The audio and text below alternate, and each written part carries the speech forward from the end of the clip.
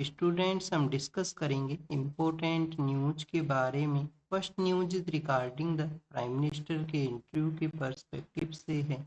एक news agency को interview के दौरान में हमारे प्राइम मिनिस्टर के द्वारा रिसेंटली गवर्नमेंट के जो डिसीजंस हैं अदर कंट्री के साथ में जो ट्रेड डील को नेगोशिएट करना या उनको साइन किया जाना और बजट के दौरान में गवर्नमेंट के द्वारा जो अनाउंसमेंट किए गए हैं उनको एंडोर्स किया गया इस इंटरव्यू के दौरान। तो स्टूडेंट्स फर्स्ट ऑफ ऑल हम रीड करेंगे ट्रेड डील्स के बारे में। अब देखिए कि रिसेंटली हमारी कंट्री के द्वारा यूएस के साथ में जो डील है उसका नेगोशिएशन कंप्लीट हुआ है। और यूएस के साथ में जो डील के नेगोशिएशन से पहले हमने यूरोपियन यूनियन के जो लीडर्स हैं उनके साथ में डील है उसको साइन किया था। इन बोथ एंटिटीज के अलावा स्टूडेंट्स ओमान के साथ में भी जो डील है वो साइन हो चुका है। यूरोपियन फ्री ट्रेड एसोसिएशन की जो 4 कंट्रीज हैं उनके साथ में ऑलरेडी डील है वो एग्जिस्टेंस में है। और कुछ ऐसे भी नेशंस हैं जिनके साथ में नेगोशिएशन कंप्लीट हुआ, अभी आने वाले समय में जो ट्रेड डील है वो एग्जिस्टेंस में आएगा, जिसमें आपको लैटिन अमेरिका के कुछ कंट्री हैं, चिली उसका पार्ट है, अर्जेंटीना के साथ में डिस्कशन है और न्यूजीलैंड का जो नेगोशिएशन है वो कंप्लीट हुआ है। तो इन सभी जो ट्रेड डील्स है उनका पॉजिटिव इम्पैक्ट है वो क्या रहेगा, हमारे प्राइम मिनिस्टर के द्वारा मेंशन किया गया कि ये जो डील है इंडिया के पर्सपेक्टिव से साइन हुई हैं, कि मीन्स इंडिया का जो मैन्युफैक्चरिंग है उसको ये बूस्ट करेंगे। मैन्युफैक्चरिंग के अलावा आप देखिए कि हमारा जो इकोनॉमिक एस्पिरेशन है उसको भी यहाँ पे अचीव है वो किया जा सकेगा इन डील्स के थ्रू में। अब जो मैन्युफैक्चरिंग है, सर्विसेज का जो सेक्टर है उसके अंदर अगर बूस्ट रहेगा इस डील के थ्रू में तो पॉजिटिव इम्पैक्ट इसका क्या होगा कि इंडियन जो प्रोडक्ट्स हैं उनका ग्लोबल मार्केट के अंदर में जो एक्सेस है वो इंक्रीज होगा। मींस ग्लोबल मार्केट के अंदर में इंडियन प्रोडक्ट्स का जो प्रेजेंस है वो इंक्रीज होगा। लेकिन यहाँ पे जो पॉजिटिव इम्पैक्ट हमारी इकोनॉमी के रिगार्डिंग में बताया गया कि हमारा जो इकोनॉमिक एस्पिरेशन है एक डेवलप्ड कंट्री के रूप से इस्टेब्लिश होना, तो उसको भी अचीव करने के अंदर में ये हेल्प है वो प्रोवाइड करेगी। और जो यूथ है उसको यहाँ पे एम्प्लॉयमेंट का जो अपॉर्चुनिटी है वो गेन होगा। सेकेंड आप देखिए कि हमारी कंट्री के अंदर में जो डेमोग्राफिक डिविडेंड है उसको भी हम बेटर वे के अंदर यूटिलाइज कर सकेंगे अगर मैन्युफैक्चरिंग है जो सर्विसेज का जो सेक्टर उसका बूस्ट की वजह से। तो ये कुछ पॉजिटिव इम्पैक्ट हैं ट्रेड डील्स के रिगार्डिंग। सेकंड आप देखिए कि बजट के पर्सपेक्टिव से यहाँ पे मेंशन किया गया कि गवर्नमेंट ने जो सपोर्ट प्रोवाइड किया है अब प्राइवेट सेक्टर के ऊपर डिपेंड करता है इस अपॉर्चुनिटी को कैसे उनके द्वारा यूटिलाइज है वो किया जाए। प्राइवेट इन्वेस्टमेंट है, प्राइवेट बिजनेस है, उनके लिए वन काइंड ऑफ अपॉर्चुनिटी है वो बताया गया है कि इंडिया के अंदर में बिजनेस को कैरी आउट करना हो, मैन्युफैक्चरिंग को कैरी आउट करना हो, उसके लिए बेटर अपॉर्चुनिटीज़ हैं प्रेजेंट समय में। इसके अलावा हमारी कंट्री के अंदर में जो स्टार्टअप का जो इकोसिस्टम है उसको यहाँ पे बताया गया है। अब देखिए कि स्टार्टअप्स के रिगार्डिंग में हम जनवरी के समय भी रीड किए थे, जो 16 जनवरी का डे है जिसको कि स्टार्टअप इंडिया डे के रूप से ऑब्जर्व किया जाता है। हमारी कंट्री के अंदर में लार्जर नंबर ऑफ स्टार्टअप्स हैं वो वेटेड हैं। लेकिन आप देखिए कि स्टूडेंट जो एमएसएमई का जो सेक्टर है, जो micro small and medium enterprises हैं जो कि स्मॉल लेवल के ऊपर में मैन्युफैक्चरिंग को बूस्ट किया करते हैं, तो उनके लिए भी पॉजिटिव बताया गया है कि एमएसएमई का जो विजन है, विजन क्या है, विजन यही है कि जीरो इफेक्ट जीरो डिफेक्ट का जो पॉलिसी को हम कैरी आउट करते हैं मैन्युफैक्चरिंग सेक्टर में। तो हो सकता है यूपीएससी या कोई अदर एग्जाम के अंदर में आपसे क्वेश्चन पूछ लिया जाए कि जीरो इफेक्ट जीरो डिफेक्ट का जो पॉलिसी है वो किस सेक्टर के रिगार्डिंग में है, क्या हमारे यहाँ पे टूरिज्म को बूस्ट करने के रिगार्डिंग में है, एमएसएमई सेक्टर के पर्सपेक्टिव से है, या हेल्थ के बारे में है, या कोई अदर ऑप्शन है वो आपको मेंशन कर दिया जाए, तो एमएसएमई आपको वहाँ पे आंसर है उसको चूज करना है। लेकिन आप देखिए कि गवर्नमेंट के द्वारा जो डिफेंस सेक्टर के अंदर में बजट को इंक्रीज किया गया है तो उसको भी यहाँ पे जो एंडोर्स किया गया प्राइम मिनिस्टर के द्वारा कि मोर देन 15% का डिफेंस सेक्टर का जो बजट है उसके अंदर में हाइक हुआ है प्रीवियस ईयर या लास्ट काफ़ी सारे बजट्स के कंपैरिजन के अंदर में। One of the highest contribution है वो डिफेंस सेक्टर को। ऑपरेशन सिंदूर के बाद में हमारी गवर्नमेंट का एक फिलोसफी है या हमारी गवर्नमेंट का एक इनिशिएटिव है, डिफेंस सेक्टर के अंदर में हम जो सेल्फ रिलायंस है, आत्मनिर्भरता है, उसको यहाँ पे अचीव करें। हमारे यहाँ पे जो एयर डिफेंस सिस्टम है, जो बेटर आप देखिए कि डिफेंस इक्विपमेंट्स हैं उनका प्रेजेंस है वो होना चाहिए। लेकिन अगर हम रीड करें स्टूडेंट, सेकंड जो न्यूज़ है वो स्पोर्ट्स के पर्सपेक्टिव से है। अब देखिए कि स्पोर्ट्स में जो क्रिकेट का जो जो यहाँ पे स्पोर्ट हुआ करता है उसमें काफ़ी सारे फॉर्मेट्स हुआ करते हैं। एक टेस्ट का फॉर्मेट है, एक ओडीआई है कि वन डे इंटरनेशनल जो मैचेज हैं वो ऑर्गेनाइज होते हैं। तो एक T20 का भी फॉर्मेट है। तो T20 फॉर्मेट का जो वर्ल्ड कप है वो ऑर्गेनाइज हो रहा है, जिसमें इंडिया और पाकिस्तान का जो मैच है उसके बारे में फोटो के थ्रू शो किया गया है। मैच ऑर्गेनाइज हुआ था श्रीलंका का जो श्रीलंका के वहाँ पे। और अब देखिए आईसीसी जो यहाँ पे रेगुलेटिंग बॉडी है क्रिकेट को, जो रेगुलेट किया करता है इंटरनेशनल टूर्नामेंट्स को, तो आईसीसी के जब भी नॉकआउट मैच हुआ करते हैं उसमें इंडिया का जो बेटर परफॉर्मेंस होता है पाकिस्तान के साथ में, जब भी मैचेज हुए हैं इंडिया और पाकिस्तान के, तो उसके बारे में मेंशन है। एग्जाम के लिए ज़्यादा कुछ आपको पता नहीं होना चाहिए। T20 का जो वर्ल्ड कप है वो इंडिया ऑर्गेनाइज कर रहा है, बट पाकिस्तान इंडिया में उनका उन्होंने डिनाई किया था कि वो इंडिया के अंदर में मैच है वो प्ले नहीं करेंगे। तो इस वजह से इस मैच को ऑर्गेनाइज किया गया श्रीलंका के वहाँ पे, एक न्यूट्रल जो वेन्यू है उसके ऊपर में मैच ऑर्गेनाइज हुआ। नेक्स्ट अगर हम रीड करें स्टूडेंट्स, एआई इम्पैक्ट समिट के बारे में है। एआई इम्पैक्ट समिट है जो 3-4 डेज की रिगार्डिंग में इंडिया में ऑर्गेनाइज होगा। इंडिया में आप देखिए कि इस समिट की रिगार्डिंग में इंडिया के लिए एक अपॉर्चुनिटी भी है।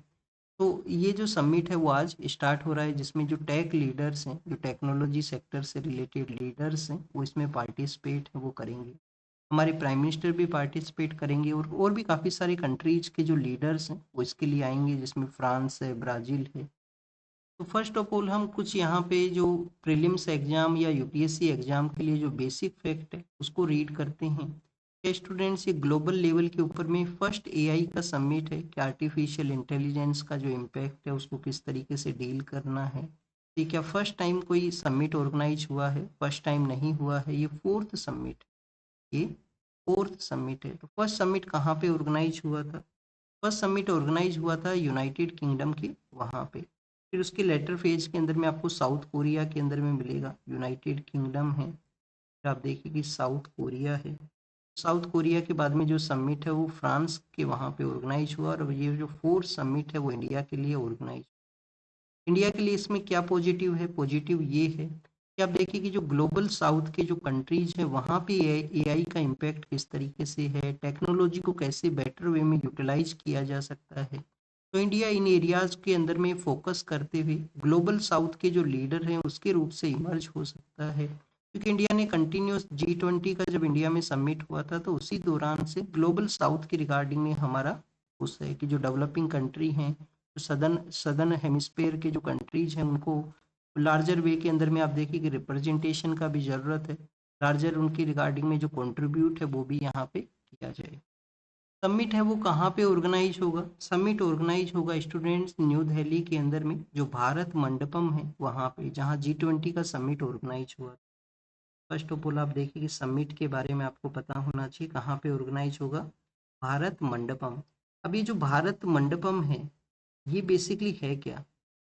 भारत मंडपम आप देखिए कि आप 11th एंड 12th सेंचुरी के समय में एक ग्रेट हमारे यहाँ पे फिलोसफर हुआ करते थे। फिलोसफर भी हैं, पोइट भी हैं।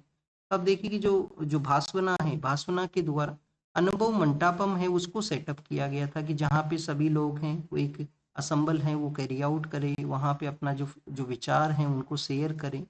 तो जो अनुभव मंटापम का जो कॉन्सेप्ट है या अनुभव मंडपम का जो कॉन्सेप्ट है भास्वना के द्वारा, उसी से इंस्पायर होते हुए भारत मंडपम है उसको डेवलप किया गया। तो अर्लियर 12th सेंचुरी के समय क्या था? अनुभव मंडपम किससे इंस्पायर है? भास्वना या भास्वेसरा उनको हम बोला करते हैं। भास्वना है भाषा वेसुरा। लेकिन आप देखिए कि समिट का जो थीम है वो क्या रहेगा? इंडिया में ऑर्गेनाइज होने वाला है तो इसका थीम है वो क्या रहेगा? हमारे यहाँ पे एक एंशियंट फिलोसफी है, सर्वजन हिताय सर्वजन सुखाय, कि सभी लोगों का यहाँ पे बेटरमेंट हो, सभी लोगों का यहाँ पे welfare for all and happiness for all. तो सर्वजना हिताय एंड सर्वजना सुखाय। यूपीएससी आपसे मेंस के पेपर के अंदर में आप देखिए कि इस फिलोसफिकल जो थिंग है उसके रिगार्डिंग में क्वेश्चन पूछ सकता है इंडिया का ये जो फिलॉसफी है सर्वजन हिताय सर्वजन सुखाय, ये कैसे प्रेजेंट जो ग्लोबल ऑर्डर है उसके अंदर में वर्क को कैरी आउट करता है। तो स्टूडेंट्स आप देखिए कि ये हमने समिट के बारे में देखा। अगर हम बात करें कुछ इंपॉर्टेंट पिलर्स हैं जिसके ऊपर ये समिट है वो बेस रहेगा, तो 3 इंपॉर्टेंट पिलर हैं जिनको कि आप 3P के थ्रू याद हैं वो रख सकते हो कि कैसे एआई है वो पीपल्स को इम्पैक्ट करता है। तो पीपल, पीपल के बाद में आप देखिए कि हमारा जो अर्थ प्लानेट है उसको यहाँ पे पीपल प्लानेट एंड प्रोग्रेस को हम कैसे कैरी आउट करेंगे, इसका पॉजिटिव इम्पैक्ट है वो कैसे रहेगा। इंडिया का कंटिन्यूस पुश है कि नया जो टेक्नोलॉजी है उसका इक्विटेबल यहाँ पे एक्सेस होना चाहिए, ह्यूमन सेंट्रिक उसका अप्रोच होना चाहिए, जिससे कि किसी भी नया टेक्नोलॉजी का जो डेवलपमेंट है उसको मैक्सिमम वे के थ्रू यूटिलाइज है वो किया जा सके। अब अगर हम बात करें इंडिया का एज ए ग्लोबल लीडर के रूप से, क्योंकि इंडिया कंटिन्यूस जो ग्लोबल साउथ है उसके वॉइस को रेज करता है ग्लोबल प्लेटफॉर्म के वहाँ पे, तो आप देखिए कि इंडिया जो है एक राइजिंग यहाँ पे टेक्नोलॉजी लीडर के रूप से इमर्ज हुआ है, चाहे वो आर्टिफिशियल इंटेलिजेंस का सेक्टर हो या किसी अदर एरियाज के रिगार्डिंग। प्रेजेंट समय के अंदर में ये जो टेक कंपनीज हैं उसके ऊपर में आपको इंडियंस का ही प्रेजेंस देखने के लिए मिलता है कि मैक्सिमम टेक्नोलॉजी से रिलेटेड कंपनीज हैं उनकी टॉप लीडरशिप के अंदर में इंडियन ओरिजिन के जो पर्सन हैं उनका प्रेजेंस हो। हमारा जो गवर्नमेंट का अप्रोच है किसी भी ट्रेंड जो नया टेक्नोलॉजी है उसको सोसाइटल वे के अंदर में इंटीग्रेट करते हुए बेटर वे में यूटिलाइज किया जाए। रिसेंटली हमारे गवर्नमेंट के जो इनिशिएटिव है उसका भी आपको टेक्नोलॉजी का जो सोसाइटल अपग्रेडेशन के रिगार्डिंग इंटीग्रेशन आपको मिलेगा। कैसे? जैसे कि आप देखिए कि आधार कार्ड है, आधार कार्ड को हर एक पर्सन को अवेलेबल करवाना, उसको लिंक करना गवर्नमेंट का जो सब्सिडीज हैं उनके साथ में। यूपीआई है जिसको कि लार्जर वे के अंदर डिजिटल ट्रांजैक्शंस के लिए यूज किया जाता है। डिजी लॉकर है, डिजी लॉकर है। तो ये कुछ ऐसे यहाँ पे आप देखिए कि कुछ जो जो टेक्नोलॉजी का सोसाइटल इंटीग्रेशन है उसको शो किया जाता है। यूएस में आप देखिए कि स्टैनफोर्ड नाम का यूनिवर्सिटी है, उन्होंने अपनी एक रैंकिंग प्रोसेस के अंदर बताया था कि जब भी हम डिजिटल पूल के बारे में या डिजिटल सेक्टर का लीडरशिप को देखते हैं तो इंडिया वो कंट्री है जहाँ पे सेकंड हाईएस्ट जो टैलेंट है, सेकंड नंबर के ऊपर में जो टैलेंट का जो प्रेजेंस है वो स्टैनफोर्ड यूनिवर्सिटी का एक रैंकिंग प्रोसेस है जिसमें बताया गया है कि larger number of tech leaders हैं, टेक सेक्टर में पार्टिसिपेट करने वाले जो एंटरप्रेन्योर्स हैं उनका इंडिया के अंदर में प्रेजेंस है। नेक्स्ट अगर हम बात करें स्टूडेंट्स, बांग्लादेश के पर्सपेक्टिव से डिस्कस किया गया कि बांग्लादेश के वहाँ पे इलेक्शन हुए हैं, बीएनपी नाम का जो पॉलिटिकल पार्टी है वो इमर्ज हुआ है, एज ए विक्ट्री उनको मिला है। अब आप देखिए कि वहाँ पे जो जो ओथ प्रोसेस कैरी आउट होगा तो हमारे भी जो लोकसभा स्पीकर हैं वो वहाँ पे पार्टिसिपेट करेंगे। रिसेंटली बांग्लादेश का जो फॉर्मर लीडर हैं खालिदा जिया, उनका जब डेथ हुआ था तो उस दौरान में हमारे जो मिनिस्टर ऑफ एक्सटर्नल अफेयर हैं वो गए थे। हमारा सम काइंड ऑफ एक कोशिश है कि जो रिलेशंस हैं उनको नॉर्मलाइज है वो किया जाए। एक पॉजिटिव इम्पैक्ट ये भी रहा कि बीएनपी के जो लीडर हैं उन्होंने आप देखिए कि किसी भी तरीके से एंटी इंडिया सेंटीमेंट को यूज नहीं किया है उनके इलेक्शन कैंपेन के दौरान में। एक इंक्लूसिव बांग्लादेश को डेवलप करने का इनका कंटिन्यूस एक इनिशिएटिव है। बट उनका पुश है कि इंडिया जो फॉर्मर समय में जो हमारे डील साइन हुए थे, जैसे कि गंगा का आप देखिए कि जो वाटर शेयरिंग का एग्रीमेंट है उसको रिन्यू करने का एक पुश उनके द्वारा बताया गया है। तीस्ता के रिगार्डिंग में भी जो चैलेंज है इंडिया और बांग्लादेश के रिलेशन में स्टिल एग्जिस्ट करता है, और वहाँ पे जो माइनॉरिटी कम्युनिटी है उसको टारगेट ना किया जाए वहाँ का मोब के द्वारा इंडिया इस तरीके से ह्यूमैनिटेरियन अप्रोच को भी कैरी आउट करता है। फिर अगर हम बात करें स्टूडेंट्स जो संथाली जो लैंग्वेज है, संथाली लैंग्वेज की आप देखिए कि जिस स्क्रिप्ट के अंदर में उसको लिखा जाता है जिसको कि हम ओल चिकी स्क्रिप्ट के नाम से जानते हैं। इस स्क्रिप्ट को आप देखिए कि 1925 के समय में एक पर्सन है पंडित रघुनाथ मुर्मू, उनके द्वारा इसको डेवलप किया गया था। तो पंडित रघुनाथ मुर्मू के द्वारा जो ये 1925 के समय डेवलप हुआ तो इसके 100 ईयर्स हैं वो कंप्लीट हुए हैं। तो उसी को यहाँ पे मेमोराइज के रूप से ये कंट्रीब्यूशन है उसको रिकॉग्नाइज वो किया गया है। यूपीएससी के एग्जाम के लिए क्या है आपको यहाँ पे इंफॉर्मेशन होना चाहिए, तो फर्स्ट ऑफ ऑल स्टूडेंट जो संथाली लैंग्वेज है, संथाली लैंग्वेज के बारे में आपको ये पता होना चाहिए कि ये जो लैंग्वेज है ये क्लासिकल लैंग्वेज है क्या हमारी कंट्री के अंदर में। आप देखिए कि जो क्लासिकल लैंग्वेज है वो नहीं है, क्लासिकल जो लैंग्वेज है वो नहीं है।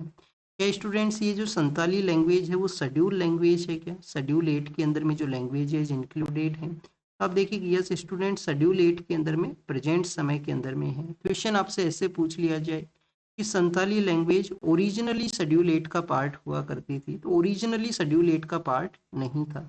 ओरिजिनली 14 लैंग्वेज इसका पार्ट हुआ करते थे, बाद में 8 लैंग्वेज है उनको ऐड किया गया है। फर्स्ट जो लैंग्वेज ऐड हुआ वो सिंधी हुआ। फर्स्ट आप देखिए कि सिंधी हुआ, फिर कोंकणी हुआ, मणिपुरी हुआ और नेपाली हुआ। 3 लैंग्वेज बाद में ऐड होते हैं। और बोडो, डोगरी, मैथिली और संथाली, ये 4 लैंग्वेजेस है जो 92nd कॉन्स्टिट्यूशन अमेंडमेंट एक्ट के थ्रू इंक्लूड है वो हुआ था। तो बोडो, डोगरी, मैथिली और संथाली हैं जिसको इंक्लूड किया गया। संथाली लैंग्वेज का जो स्क्रिप्ट है वो ओल्च की स्क्रिप्ट है, जिसको पंडित रघुनाथ मुर्मू के द्वारा डेवलप किया गया था 1925 में, जिसके 100 ईयर्स कंप्लीट हुए हैं। यूपीएससी आपसे क्या क्वेश्चन पूछ सकता है? यस स्टूडेंट्स, कोई भी ऐसा इवेंट है जिसके 100 ईयर, 200, 250 जो न्यूज में है, तो उसमें उसको आपको पता होना चाहिए, उसके कंट्रीब्यूशन को आपको देखना चाहिए। हो सकता है कि जीएस पेपर 1 के अंदर में आपसे क्वेश्चन हो इस तरीके से, क्योंकि कल्चर के रिगार्डिंग में, कि हमारे इंडिया के अंदर में जो लैंग्वेज है उसका कंजर्वेशन, उनको प्रिजर्व करने के लिए, और समय के साथ में जो नेटिव लैंग्वेज में जो एंडेंजरमेंट का जो सिचुएशन है, कि समय के साथ में कुछ लैंग्वेज के जो स्पीकर्स हैं वो रिड्यूस हुए हैं, गवर्नमेंट का क्या कुछ है, कैसे यहाँ पे इनिशिएटिव हैं, तो इसमें आप इसको इंक्लूड कर सकते हो। नेक्स्ट हमने यहाँ पे क्लासिकल लैंग्वेज के बारे में देखा। इंडिया में क्लासिकल लैंग्वेज है वो कितना है? पहले 6 हुआ करता था, 5 यहाँ पे नया लैंग्वेज है जिनको स्टेटस मिला है, तो टोटल जो नंबर ऑफ लैंग्वेज है वो 11 है। याद कैसे आप इनको रखोगे? पहले हम अर्लियर जो 6 लैंग्वेज है उनको याद रखते हैं। कि इंडिया का मैप है, सपोज कीजिए सदर्न पार्ट में तमिल है, फिर आप देखिए कि तमिलनाडु के नियर बाई एरिया के अंदर में कर्नाटका है जहाँ पे कन्नड़ लैंग्वेज बोली जाती है, फिर केरल के वहाँ पे मलयालम है, और आंध्र प्रदेश और तेलंगाना के वहाँ पे जो तेलुगु लैंग्वेज है। तो ये 4 लैंग्वेज हैं जो पहले हुआ करती थी। बाद में आप देखिए कि संस्कृत है, 4 लैंग्वेज हैं, फिर संस्कृत है, और स्टूडेंट्स ओडिया है, ओडिया है। तो इस तरीके से 6 लैंग्वेज पहले इसका पार्ट होते थे। रिसेंटली 5 लैंग्वेज हैं जिनको किनको ऐड किया गया है। मराठी लैंग्वेज को इंक्लूड किया गया, जिनका कंटिन्यूस डिमांड था कि मराठी को एज ए क्लासिकल लैंग्वेज का स्टेटस मिले। मराठी के अलावा आप देखिए कि बंगाली है, आसामीज है और पाली और प्राकृत है। मराठी है, बंगाली है, आसामीज है, पाली और प्राकृत, ऐसे 5 लैंग्वेज है जिनको क्लासिकल लैंग्वेज का स्टेटस है वो मिला है। नेक्स्ट अगर हम रीड करें स्टूडेंट्स, डिफेंस सेक्टर के बारे में है। पंजाब के एक विलेज का यहाँ पे स्टोरी बताया गया है कि जिस विलेज के अंदर में 70 या 75% जो हाउस होल्ड्स हैं उनका डिफेंस फोर्स के अंदर में आप देखिए कि पार्टिसिपेशन हुआ करता था। हर एक हाउस होल्ड से कोई ना कोई पर्सन है जो डिफेंस के अंदर में हुआ करता था। फिर गवर्नमेंट के द्वारा एक स्कीम लाया गया, स्कीम का नाम है अग्निपथ। अग्निपथ स्कीम का अल्टीमेट पॉजिटिव क्या था कि हमारा जो डिफेंस फोर्स है जिसके अंदर में यूथ पर्सन्स को लार्जर वे के अंदर में इंगेज किया जाए। फिर आप देखिए कि इस अग्निपथ स्कीम के थ्रू यहाँ पे जिन भी पर्सन्स को रिक्रूट किया गया है, 75% जो पर्सन है वो रिटर्न होंगे 4 ईयर के इस सर्विस के बाद में, और 25% ऐसे पर्सन हैं जिनको रिटेन किया जाएगा परमानेंट सर्विस के लिए। तो यहाँ पे वन काइंड ऑफ फियर है कि आप यहाँ पे, अब देख गवर्नमेंट का तो अप्रोच है कि बाद में आपको जॉब अपॉर्चुनिटीज हैं वो मिलेंगे, एक्स सर्विसमैन का जो रिजर्वेशन है उसमें आपको इंक्लूड किया जाएगा। बट यहाँ पे आप देखिए कि जो पर्सन्स हैं उनको कंटिन्यूस फियर है कि जो इकोनॉमिकल जो सिचुएशन है या इकोनॉमिकल स्टेबिलिटी है वो इंश्योर नहीं होता है, ये जो अग्निवीर का जो स्कीम है, जो अग्निपथ का स्कीम है उसके थ्रू। तो उसी के रिजल्ट के बारे में बताया गया, जिस जिस गांव के अंदर में 70 टू 75% जो हाउस होल्ड हैं जिनका डिफेंस सेक्टर में कंट्रीब्यूशन हुआ करता था, तो 20 से लेकर 25% हुआ है। इस तरीके से रिडक्शन है वो देखने के लिए मिला है। सेकंड आप देखिए इकोनॉमिकल लेड माइग्रेशन है, उसके भी बारे में यहाँ पे बताया गया। इकोनॉमिकल लेड माइग्रेशन किस तरीके से, जिस कंट्री में बेटर अपॉर्चुनिटी मिलेगा, तो पंजाब, हरियाणा ये हमारे वो स्टेट्स हैं जहाँ पे लार्जर वे के अंदर में अदर कंट्रीज के लिए जो माइग्रेशन है प्रीवियस कुछ ईयर्स से स्टार्ट है वो हुआ है। तो उसी के बारे में है, उसके इम्पैक्ट के बारे में है। नेक्स्ट आप देखिए कि विलेज के आउटसाइड एरिया के अंदर में ये वन काइंड ऑफ मेमोरियल है जिसको शो किया गया है। जब भी आप पंजाब है, हरियाणा है, उसके किसी भी विलेज में आप विजिट करते हो तो आपको ऐसे जो जो मेमोरियल्स हैं जिसमें डिफेंस सेक्टर के अंदर में कोई पर्सन है जो रिटर्न नहीं किया है, वहाँ पे अपनी लाइफ को सेक्रीफाइस किया है, उनका स्टैचू लगाया जाएगा, उनका नेम है वो वहाँ पे लिखा होता है। वो शो करता है कि विलेज का किस तरीके से डिफेंस के अंदर में पार्टिसिपेशन रहा है। हरियाणा के अगर आप रेवाड़ी है, महेंद्रगढ़ है, गुरुग्राम के नियर बाई एरियाज में भिवानी का भी एरिया है, वहाँ पे अगर आप विजिट करते हो, एवरी विलेज के अंदर में आपको इस तरीके के मेमोरियल हैं उनका प्रेजेंस मिलता है। नेक्स्ट अगर हम बात करें स्टूडेंट्स इलेक्शन कमीशन के बारे में है कि इलेक्शन कमीशन का जो स्टैंड है वो क्लियर होना चाहिए, डबल स्टैंडर्ड उनको फॉलो है वो नहीं करना चाहिए। पहले इलेक्शन कमीशन ने आप देखिए कि 2004 के समय में इलेक्शन के दौरान में फार्मर्स को जो लोन का वेवर किया गया था उसको उन्होंने बेसिकली कैंसिल किया था, अपना जो स्टैंड है उसको कैरी आउट किया था। 2011 के समय एक स्टेट के अंदर में तमिलनाडु के वहाँ पे ही कलर टीवी है वो जो आप देखिए कि कुछ पर्सन्स को देने का गवर्नमेंट का डिसीजन था, उसको भी आप देखिए कि इलेक्शन कमीशन ने अपना जो स्टैंड है उसको शो किया था। पर प्रेजेंट समय में आप देखिए कि जो भी गवर्नमेंट पावर के अंदर में हुआ करता है, वोटर्स को अट्रैक्ट करने के लिए कैश का जो स्कीम्स है वो उनके द्वारा कैरी आउट होते हैं। तो उसके रिगार्डिंग में इलेक्शन कमीशन को अपना जो स्टैंड है वो क्लियर होना चाहिए कि किन एरियाज में उनको सपोर्ट प्रोवाइड करना, किन एरियाज में उनको अपना जो स्टैंड है वो क्लियरिफाई है। कोई भी पॉलिटिक और यहाँ पे ये भी इंश्योर नहीं है कि जो पॉलिटिकल पार्टी है जो वोटर्स को आप देखिए कि कैश के थ्रू अट्रैक्ट करने का कोशिश करता है कि उनका विक्ट्री ही रहेगा। But student some kind of एक वन काइंड ऑफ एज को बताया गया है कि उन पर्सन्स को एज हो सकता है जो पावर में है और इस तरीके से कैश ट्रांसफर का प्रोमिस है वो करते हैं। नेक्स्ट यूएस के बारे में है कि कंटिन्यूस आप देखिए कि ग्लोबल वे में एक अप्रोच था कि कैसे हम एफिशिएंट जो एमिशन कम से कम करें, इस तरीके का जो ट्रांसपोर्ट व्हीकल्स हैं उनको यहाँ पे डेवलप करें। बट स्टूडेंट्स यूएस अथॉरिटीज ने जो डिसीजन लिया है उसको एक वन काइंड ऑफ पेस जो बैक साइड का जो पुश है वो बताया गया। तो ऑलरेडी हम रीड कर चुके हैं ट्रांसपोर्ट सेक्टर के रिगार्डिंग में यूएस का ये जो पुश है उसके बारे में। फिर आप देखिए कि स्टूडेंट्स इंडिया और यूनाइटेड अरब अमीरात के बारे में है, आईआर के पर्सपेक्टिव से ये एडिटोरियल है। तो स्टूडेंट्स अगर हम इंडिया और यूनाइटेड अरब अमीरात के बारे में रीड करें, बोथ कंट्रीज के जो रिलेशन है वो काफ़ी बेटर है।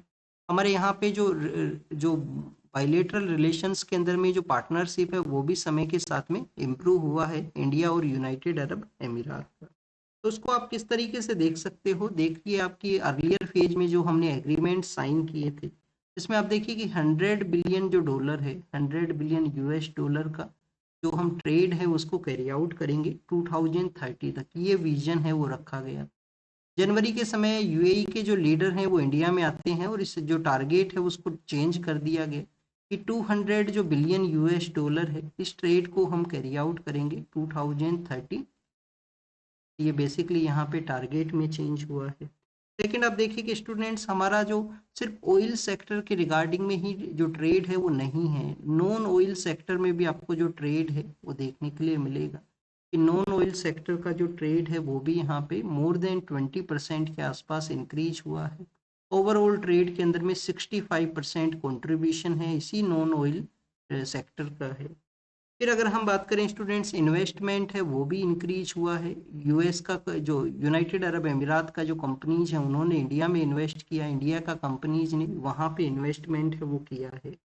तो स्टूडेंट्स हमारे जो पीपल टू पीपल कॉन्टैक्ट के बारे में अगर हम रीड करें तो 5 मिलियन के आसपास जो वर्कर्स हैं उनका यूनाइटेड अरब अमीरात के वहाँ पे प्रेजेंस है वो शो करता है कि कैसे वहाँ पे किसी अदर कंट्री के जो वर्क फोर्स है जिसके ऊपर वो डिपेंड हैं और जो रेमिटेंस है उसके थ्रू भी इंडिया के लिए जो मनी है वो आया करता है। इस तरीके से larger number of work force का वहाँ पे प्रेजेंस। बट अगर हम बात करें और हम ये जो रिलेशन है जो इस तरीके के जो डाटाज है उनको शो करता है उसको और किस तरीके से स्ट्रेंथन किया जा सकता है प्रेजेंट समय में, तो उसके बारे में मेंशन किया गया कि जैसे अभी हमने आबू धाबी के वहाँ पे लो कार्बन केमिकल के जो जो एग्रीमेंट्स हैं वो साइन किए हैं कि लो कार्बन का जो सेक्टर है उसके रिगार्डिंग में आप देखिए कि जो केमिकल्स हैं उनको डेवलप किया जाएगा। अशोक लेलैंड जो कि ट्रांसपोर्ट सेक्टर का कंपनी है उन्होंने भी अपना जो वर्किंग जो एरिया है उसको डेवलप करने के लिए कहा है यूनाइटेड अरब अमीरात के वहाँ पे। एल नाम का जो कंपनी है उन्होंने भी आप देखिए कि यहाँ पे एक अपॉर्चुनिटी है उसको बताया है।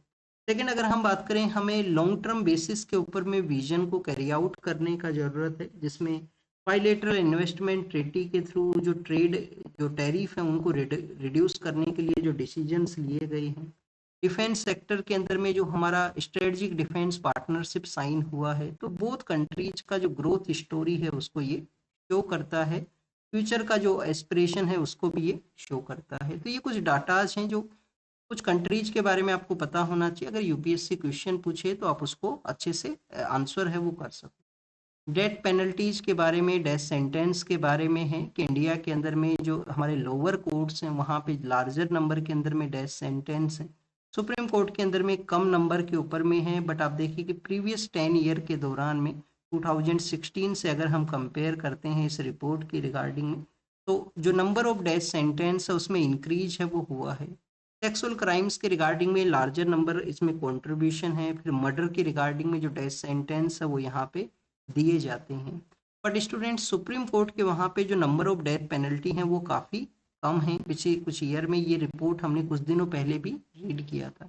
उसके बिहाइंड में रीजन क्या है? डिटेल वे के अंदर में केस को स्क्रूटनाइज करना, एविडेंस है उसका प्रॉपर वे के अंदर में आप देखिए कि डॉक्यूमेंटिंग ना होना, उसको प्रिजर्व करके ना रखना, तो एविडेंस का जो समय के साथ में काफ़ी बार जो कमी देखने के लिए मिलता है केस के अंदर में, और प्रॉपर वे में जो एविडेंस है और इस तरीके से जो पर्सन है जो अक्यूज्ड है उसके रिगार्डिंग में जो जो किसी तरीके का जो रिलेशन है उसको इस्टेब्लिश ना किया जाना कोर्ट के अंदर में, क्योंकि कोर्ट जो है वो फैक्ट है इन सभी के ऊपर वर्क किया करता है। तो ये डेथ सेंटेंस के बारे में था। इंडिया और यूएस का जो ट्रेड डील है उसमें क्या क्या एम्बिग्यूटी है उसके बारे में यहाँ पे मेंशन है। तो फर्स्ट हम जो पॉइंट्स हैं उनको एक बार देखते हैं। आप देखिए ऑलरेडी हम इस डील्स के बारे में देख चुके हैं। तो यहाँ पे बताया गया है कि फर्स्ट जो एम्बिग्यूटी है वो फार्मर्स के बारे में है, कि फार्मर्स के रिगार्डिंग में आप देखिए कि नॉन टैरिफ जो बैरियर है उसको रिड्यूस करने का एक बताया गया है, तो क्या फार्मर्स को जो सपोर्ट है वो रिडक्शन होगा यहाँ पे। सेकंड स्टूडेंट, जीएम क्रॉप के बारे में है कि हमारे यहाँ पे जीएम क्रॉप है वो अलाउ नहीं है। ओनली आप देखिए कि कॉटन का जो क्रॉप है वो अलाउ है, तो जीएम क्रॉप्स के रिगार्डिंग में भी क्या वहाँ से जो प्रोडक्ट है वो इंडिया के लिए आएंगे। और थर्ड स्टूडेंट्स, इसको अनइक्वल डील के बारे में भी बताया गया। अनइक्वल किस तरीके से है कि हम नॉन टैरिफ बैरियर को भी रिड्यूस करेंगे, 500 बिलियन का यूएस डॉलर का परचेज भी कैरी आउट करेंगे, और रसियन ऑयल है उसका भी रिडक्शन करेंगे, और उसके बाद में हमारे ऊपर फिर भी 18% का जो टैरिफ है वो अप्लाई रहेगा। तो इस तरीके से इसको अनइक्वल बताया गया है। यहाँ पे 0% टैरिफ होना चाहिए था। इस तरीके इन एम्बिग्यूटीज के बारे में मेंशन है। इस न्यूज़ के बारे में हम अभी लेटर फेज में रीड करेंगे। नेक्स्ट आप देखिए कि काजीरंगा नेशनल पार्क के बारे में है। वहाँ पे एक जो गार्ड हैं उनको राइनो के अटैक के थ्रू डेथ हुआ है। काजीरंगा के अंदर में आप देखिए कि जो काजीरंगा नेशनल पार्क है उसमें एक एलिवेटेड ब्रिज का भी इनोग्रेट किया गया था प्राइम मिनिस्टर के द्वारा। आसाम के वहाँ पे सिचुएटेड है। इसके जो आउटसाइड बाउंड्री एरिया है जहाँ से ब्रह्मपुत्रा रिवर है वो पास करता है। अभी आसाम के लिए जो प्राइम मिनिस्टर गए वहाँ पे ब्रह्मपुत्रा रिवर के ऊपर एक ब्रिज को इनोग्रेट किया गया था। तो आप देखिए कि वहाँ पे इमरजेंसी लैंडिंग का जो फैसिलिटी है उसको यूज किया गया प्राइम मिनिस्टर के द्वारा। समय के साथ में ये जो फैसिलिटीज हैं इमरजेंसी सिचुएशन के रिगार्डिंग में और भी इम्प्रूव है वो होना चाहिए। और इंडिया ने आप देखिए कि जो पावर जनरेशन का जो कैपेसिटी है उसके अंदर में अपना जो पोटेंशियल है उसको इंक्रीज किया है। तो इंडिया ने मोर देन जो 50,000 मेगावाट का जो पावर जनरेशन कैपेसिटी है उसमें इंडिया का इंक्रीज है वो हुआ है। नेक्स्ट अगर हम रीड करें स्टूडेंट्स, जो न्यूज़ है वो कश्मीरी पंडित्स के बारे में है कि उनका एक फेस्टिवल है। तो उस फेस्टिवल के थ्रू जो जो रिलेशंस हैं, तो उस फेस्टिवल हेरात को सेलिब्रेट किया गया है। जो एंशिएंट उनका जो रिलेशंस थे जो मुस्लिम कम्युनिटी है जम्मू एंड कश्मीर के वहाँ पे, तो उसके बारे में बताया गया है। तो एंशिएंट रिलेशंस का एक जो डिस्कशन है। लेकिन अगर हम बात करें स्टूडेंट्स, आप देखिए कि इसरो के द्वारा जो मार्क 3 जो लॉन्च व्हीकल मार्क 3 है जिसको यूज करते हुए जो लॉन्च किया गया था, उनके जो डेब्रीज हैं उनका रिकवरी हुआ है मालदीव आइलैंड के वहाँ पे, जिसमें नेशनल एम्बलम है उसका भी जो नेशनल एम्बलम है वो भी वहाँ पे मिला है। नेक्स्ट अगर हम बात करें स्टूडेंट्स एयरपोर्ट्स के बारे में है, तो ये आप देखिए कि कुछ बेसिक इन्फॉर्मेशन हमने देखा है। वर्ल्ड के पर्सपेक्टिव से न्यूज़ के अंदर में जो यूएस के जो सेक्रेटरी ऑफ स्टेट हैं, जो ईस्टर्न पार्ट ऑफ यूरोप के जो कंट्री हैं जिसमें हंगरी है, स्लोवाकिया है, वहाँ पे विजिट उनका रहेगा जिससे रिलेशंस बूस्ट हो सके। सीरिया के जो डिफेंस मिनिस्टर हैं उन्होंने कहा है कि यूएस का जो बेस हुआ करता था, क्योंकि बेसिकली जॉर्डन एंड इराक का जो बॉर्डर एरिया है, जो सीरिया का जो साउथ ईस्टर्न पार्ट है वहाँ पे, तो आप देखिए कि उस बेस के वहाँ पे जो सीरियन डिफेंस फोर्स ने ही उसको टेक ओवर है वो किया है। यूरोपियन जो फॉरेन अफेयर्स को डील करने वाले जो लीडर हैं, उन्होंने कहा है कि यूएस का जो बेसिकली यहाँ पे क्लेम है वो कम्प्लीटली अनरिलायबल क्लेम वहाँ पे बताया गया है यूएस के रिगार्डिंग में। और ईरान और यूएस का जो डिस्कशन है उसके पर्सपेक्टिव से है, एग्जाम के लिए नहीं इम्पोर्टेंट है ईरान और यूएस का ये जो डिस्कशन। नेक्स्ट आप देखिए कि ब्लैक सी के अंदर में रसिया का एक पोर्ट है जिसको कि तमान पोर्ट के नाम से जानते हैं, जिसमें यूक्रेन के द्वारा ड्रोन अटैक किया गया, तो उसके इम्पैक्ट के बारे में मेंशन है। और गाजा स्ट्रिप जहाँ पे हमास को आप देखिए कि अनार्म्ड किया जाए तो उसके बारे में जो डिस्कशन था, बट फिर से स्ट्राइक हुआ है इजरायली एयरफोर्स के द्वारा गाजा स्ट्रिप के अंदर में। और अब आप देखिए कि जो पीस बोर्ड का जो इस्टेब्लिशमेंट हुआ था गाजा स्ट्रिप के रीडेवलपमेंट के बारे में, तो उस पीस बोर्ड के अंदर में जो मेंबर्स हैं वो कुछ कंट्रीब्यूट करेंगे यहाँ पे गाजा के डेवलपमेंट के बारे में। नेक्स्ट अगर हम बात करें स्टूडेंट्स, यहाँ पे आप देखिए कि जो एंजाइम्स हैं उनके पर्सपेक्टिव से है। और आप देखिए कि इंडिया ने भी कंटिन्यूस अपना जो प्रायोरिटी है उसको शो किया है कि कैसे हम जो केमिकल एंजाइम्स हैं उनको यूज करते हुए डिपार्टमेंट ऑफ बायोटेक्नोलॉजी का बायो ई थ्री पॉलिसी के थ्रू जो केमिकल एंड बायोलॉजिकल एंजाइम्स हैं उनके बेटर यूज के बारे में। इंडिया का अगर हम एंजाइम मार्केट के बारे में रीड करें तो आप देखिए कि कंसोलिडेट नेचर के अंदर में है, जो टॉप प्लेयर्स हैं 75% मार्केट के अंदर में कंट्रीब्यूट करते हैं। और अगर हम बात करें डेवलपिंग बायो बेस्ड जो केमिकल सेक्टर है, इसका अगर हम डेवलपमेंट करते हैं तो इसमें कुछ जो पेट्रोकेमिकल अल्टरनेटिव हैं या बायो बेस्ड प्रोडक्ट हैं उसके रिगार्डिंग में कुछ रिस्क हैं, वो भी इसके पर्सपेक्टिव से एग्जिस्ट करते हैं, तो रिस्क फैक्टर है उसके बारे में भी डिस्कस है। तो बायो बेस्ड केमिकल एंजाइम्स जिनको हम बेटर यूज कर सकते हैं बायो ई थ्री पॉलिसी के थ्रू, जो डिपार्टमेंट ऑफ बायोटेक्नोलॉजी का है उनका पुश भी है, तो टॉप प्लेयर्स इसमें लार्जर मार्केट को कवर हैं वो करते हैं। तो this is all the information related to the today's newspaper. आप इसको रीड कीजिए, रिवाइज कीजिए, जो भी इंफॉर्मेशन आपको मिला है उसको नोट डाउन कीजिए। Thank you students, thank you very